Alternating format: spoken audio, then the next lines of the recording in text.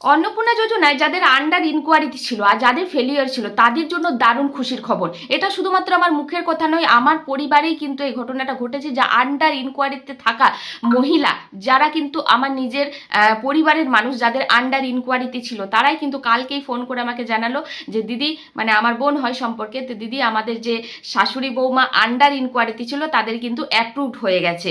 তো নতুন করে ভিডিও তোমাদের জন্য আজকে গুরুত্বপূর্ণ আপডেটে জানানোর জন্য এসেছি। সাথে কিন্তু শনিবার দিন মুখ্যমন্ত্রীর কড়া বার্তা বিধায়কদের নিয়ে কিন্তু অন্নপূর্ণা যোজনার বড় পদক্ষেপ নিয়েছে এবং 10 দিনের মাথায় যাদের আন্ডার ইনকোয়ারিতে ছিল, যাদের প্রসেসিংয়ে ছিল, পেমেন্ট ফেলিউর ছিল, প্রত্যেকের কিন্তু ভেরিফিকেশন কমপ্লিট করে টাকা ছাড়া নির্দেশ দেওয়া হয়েছে।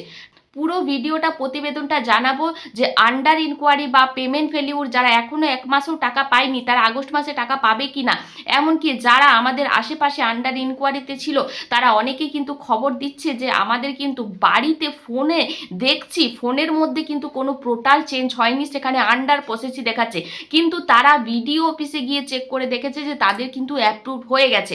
কালকের ভিডিওতে আপনাদেরকে জানিয়েছিলাম যে অ্যাপ্রুভ হয়ে যাচ্ছে, আপনারা ভিডিও অফিসে গিয়ে চেক করুন। তো চলুন পুরো ভিডিওটা জেনে নিই যে কি আছে প্রতিবেদনে।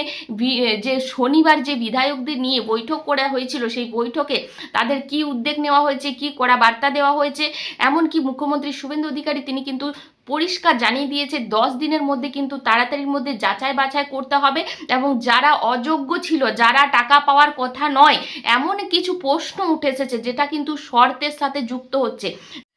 যারা অযোগ্য ছিল, যারা অযোগ্য মাসে 1 লক্ষ টাকা ইনকাম করে, যাদের কিন্তু সরকারি চাকরি আছে, এমন কিছু মহিলারা যারা টাকা পেয়েছে তাদেরকে তাড়াতাড়ির মধ্যে বাদ দিয়ে যারা যোগ্য মহিলা টাকা পায়নি, বঞ্চিত হয়েছে, তাদের তাড়াতাড়ি অ্যাপ্রুভ করার ব্যবস্থা এবং টাকা ছাড়ার ব্যবস্থা নির্দেশ জারি করেছে মুখ্যমন্ত্রী শুভেন্দু অধিকারী। তো চলুন দেখে নিই যে প্রতিবেদনে কি বলা হয়েছে, যেদিন বৈঠক হয়েছিল সেই বৈঠকে তাদের কি আলোচনা হয়েছে।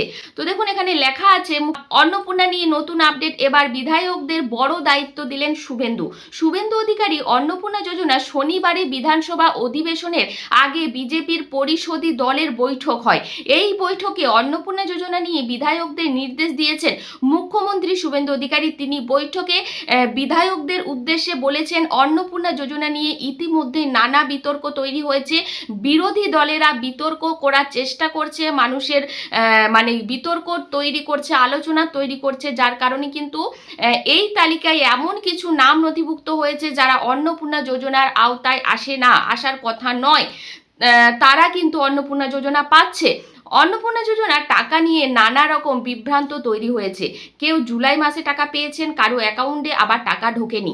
এইসব আবেদন খতিয়ে দেখার কাজ চলছে। এর মধ্যে আগস্টে কারা 3,000 টাকা পাবেন সেই নিয়ে নতুন করে আলোচনা শুরু হয়েছে। এই আবহে বিধায়কদের আসরে নামার নির্দেশ দিলেন। মানে এত মানুষ ভেরিফিকেশন করার পরও বিধায়কদেরকে নিজেদেরকে দেখতে বলছে যে আপনারা দেখুন, আপনারা তাড়াতাড়ির মধ্যে এই জিনিসটা যাচাই করার চেষ্টা করুন। মুখ্যমন্ত্রী শুভেন্দু অধিকারী অন্নপূর্ণা নিয়ে নির্দেশ দিলেন তিনি সবাইকে। বিধায়কদের কি বললেন শুভেন্দু?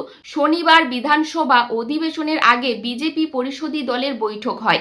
এই বৈঠকে অন্নপূর্ণা যোজনা নিয়ে বিধায়কদের নির্দেশ দিলেন মুখ্যমন্ত্রী। তিনি বৈঠকে বিধায়কদের উদ্দেশ্যে বললেন, অন্নপূর্ণা যোজনা নিয়ে ইতিমধ্যে নানা বিতর্ক তৈরি হয়েছে।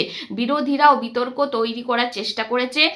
এই তালিকায় এমন কিছু নাম নথিভুক্ত হয়েছে যারা অন্নপূর্ণা যোজনার আওতা আসার কথা নয়। পারিবারিক আয় 1 লক্ষ টাকারও বেশি, এরকম অনেক নাম এই তালিকায় চলে এসেছে। আবার যাদের পাওয়ার কথা ছিল তারা বাদ চলে গেছে বলে জানিয়েছে। যোগ্য অযোগ্যদের বাছাইয়ের দায়িত্ব দিলেন বিধায়কদের ওপর। এরপর শুভেন্দু অধিকারী জানিয়েছেন, এবার বিধায়কদের দায়িত্ব নিতে হবে। তিনি বললেন, শুধুমাত্র আধিকারিকদের ওপর ভরসা করলে হবে না, বিধায়কদের দায়িত্ব নিতে হবে। এই তালিকায় সংযোজন ও বিয়োজনের বিধায়কদের আরও জনসংখ্যা বাড়াতে হবে। কি কি ভুল নাম যুক্ত হয়েছে, কাদের নাম যুক্ত হওয়া উচিত, সেই তালিকা দ্রুত প্রস্তুতি করতে আমাদের দলের বিধায়কদের বড় ভূমিকা নিতে হবে। অর্থাৎ অন্নপূর্ণা যোজনার যোগ্য অযোগ্য বাছাইয়ের এবার দায়িত্ব পড়ল বিধায়কদের ওপরে।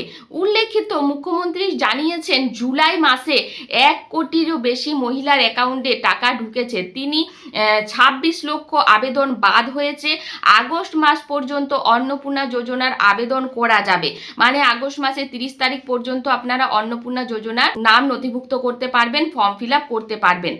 তো এই ছিল প্রতিবেদন। তিনি কিন্তু পরিষ্কার বিধায়কদের জানিয়েছেন যে যারা যোগ্য নয় তাদেরকে তাড়াতাড়ি বাছাই করা হোক এবং যারা যোগ্য টাকা পায়নি তাদেরকে ভেরিফিকেশন করে তাদের ফর্ম অ্যাপ্রুভ করে দেওয়া হয়। এই রকম কিন্তু নোটিশ জারি হয়েছে, নির্দেশ জারি হয়েছে। এবার শুধুমাত্র আধিকারিকদের নয়, বিধায়কদের নিজে গিয়ে সেই দায়িত্ব পালন করতে হবে এবং তাড়াতাড়ির মধ্যে অ্যাপ্রুভ করতে হবে। এবার বলি আমার বাড়ির কথা, যেটা আগে বললাম। কালকে আমার এক বোন ফোন করে বলল যে যাদের আন্ডার প্রসেসে ছিল, যারা টাকা পায়নি, তারা কিন্তু অ্যাপ্রুভড হয়ে গেছে। তারা কিন্তু ভিডিও অফিসে গিয়ে তারা কিন্তু দেখেছে যে ফোনে কিন্তু তাদের আন্ডার প্রসেস দেখালেও তারা কিন্তু অ্যাপ্রুভড হয়ে গেছে, সেটাই কিন্তু জানালো কালকে আমাকে আমার পরিবারের মানুষ। তাই আপনাদেরকে কিন্তু আমি ভুল তথ্য দিয়ে বিভ্রান্ত করব না। আপনারাও নিশ্চিন্তিতে থাকতে পারেন, কোনো মানুষই বিভ্রান্ত হবেন না।